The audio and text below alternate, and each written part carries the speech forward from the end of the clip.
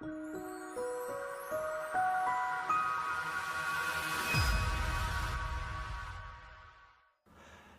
next terminology is management system, a very common word. A general word or term used in management of the organization. It is defined as the set of interrelated or interacting elements of an organization to establish policies and objectives and processes to achieve those objectives. If the set of objectives are related to quality, then it is known as quality management system. If they are related to safety, then safety management system. And if environment, then environmental management system. So a system is an integration of core processes with many other organizational support processes to ensure that they produce the right results. Number two, they show competencies and clear roles of people working within processes. Number three, they ensure continuity and consistency of processes over repeated cycle of processes. And number four, they ensure uniformity across various locations and by different people working in different locations. Let me explain this by an example.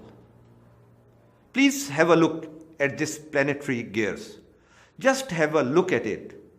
Let me explain the system through an example. Please have a look more carefully. There are a number of gears working with different interactions and integration. See how nicely they are integrated? But have a look at what makes them integrated together. Suppose all these gears are processes. How they are working? There is something which is making all these gears to work, and one of the things is that ring across the gears. This ring across the gears make it possible for all the gears to work in a harmonized manner. So this ring can be considered as process control activity. And these gears may be processes. So a system includes an effective process control mechanism which will monitor, which will ensure that all these processes are working together. These could be different procedures than the process itself. These may be management system procedures, which may include their monitoring, their auditing, their training, and other activities. Let me now show you another example. Suppose someone tells you to put a procedure of proper hand washing in your firm. WHO defines the process of hand washing through 7 or 8 steps as given in this video. Such procedures are usually required in some hospitals or some food industries and so forth. People are supposed to wash their hands through a series of processes or steps. Let's look at these process steps in this video. This could be step number 1, step 2, step 3, step 4, step 5, step 6, step 7, and finally the last step. That's it. This procedure is normally recommended by World Health Organization in WHO for healthcare units. Now these 7 steps are basically the process of hand washing. But if you want this hand washing process to be a permanent activity in any hospital, imagine what system we have to establish in a nice manner. There's a need for soap. There's a regular need of a clean water. There's a regular need for a number of basins to be installed in the hospital as an infrastructure. Training is required for the doctors. Training budget is also required. Reviews are required on whether people are washing their hand or not. Management reviews are required. Audit program is required. Posters and awareness sessions are required, and so forth. Without all those supporting processes, how do you expect this effectively to be a continuous activity of any healthcare unit? This is not possible without a system, a comprehensive system. The problem is that most of the time we are well aware of the process but are not well aware of the system which is governing the process or running the process. And when people don't do this properly, we blame the people and not the system. Imagine if people are not washing, like 10 or 20% of the people or doctors are not washing their hands in a hospital or not washing their hand properly. Where will you put this blame to? To the doctors or to the management systems?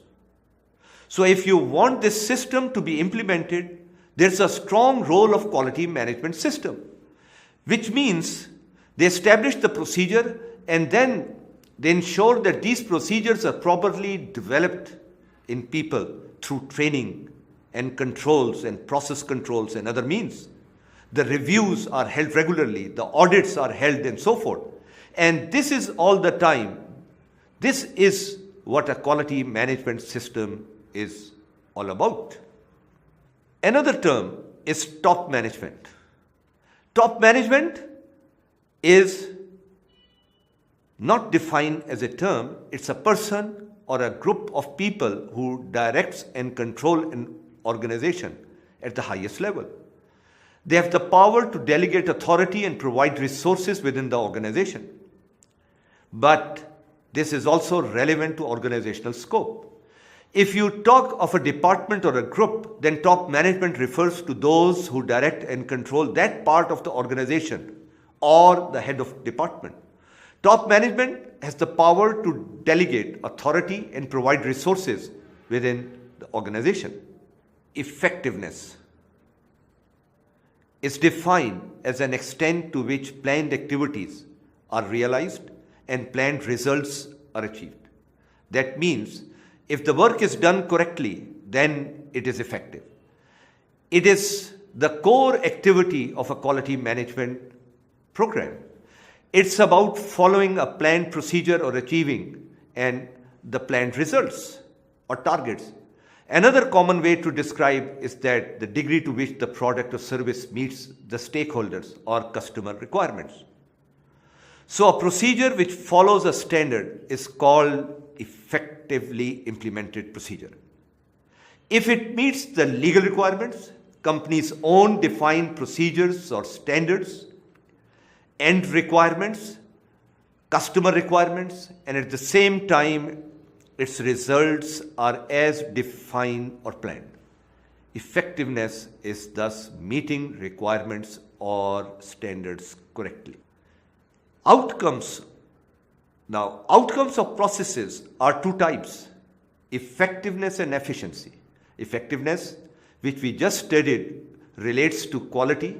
That means relates to whether the work or the job is done correctly or not.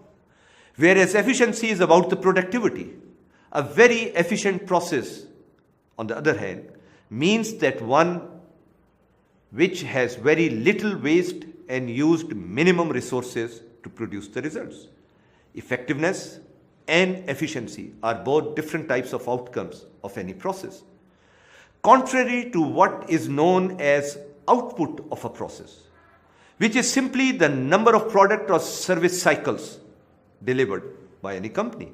For example, the number of patients treated in a hospital per day is their output, but number of patients who are correctly diagnosed and correctly treated is their effectiveness. And the time in which they are dealt with and within the resources spent per patient is actually the measure of efficiency. And they both together are the outcomes of any hospital.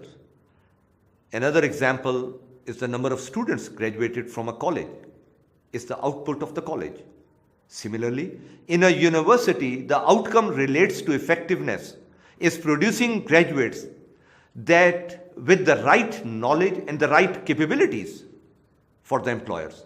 Whereas efficiency means the time in which they are produced and the resources spent per student.